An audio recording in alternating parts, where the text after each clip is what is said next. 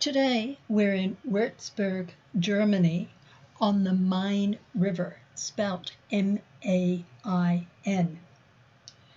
When you look up into the hills, you can see stunning buildings, and I will show you a few more of these during our video. We visited the bishop's residence in Wurzberg, which is a UNESCO listed heritage building. It was absolutely amazing, and unfortunately we weren't allowed to take pictures inside, but you can see the outside, which was modeled on Versailles Palace in France. And in fact, the architect was sent over there to have a good look and then come back and do something quite similar.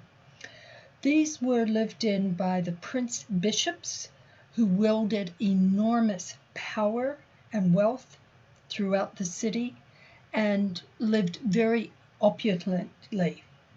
And their crowning glory is this building.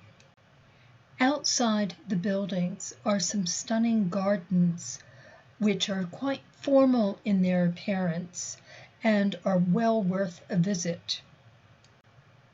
Following the bishop's residence, we went for a walk through the streets of Wurzburg.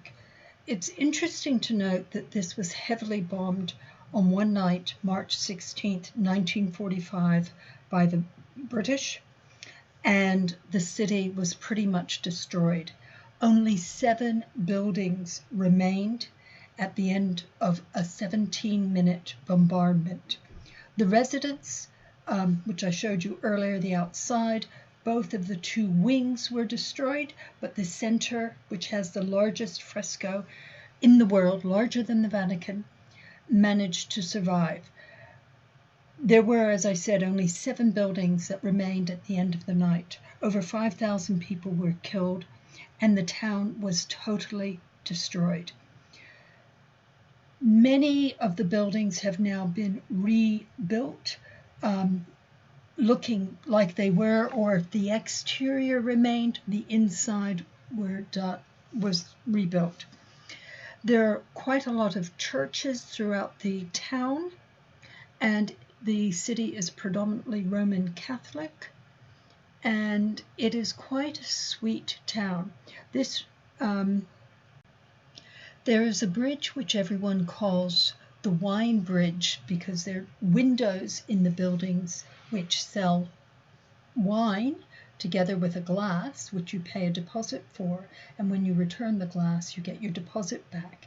And everyone sits along the bridge drinking wine, as you can see. It's quite lovely. And then on our return home, you can see some of the beautiful wine vineyards, which are almost vertical in the fields. I hope you enjoyed our journey to Wurzburg, and I'd ask you to like our video and subscribe if you'd like to see more. Thank you very much. Look forward to taking you on further journeys.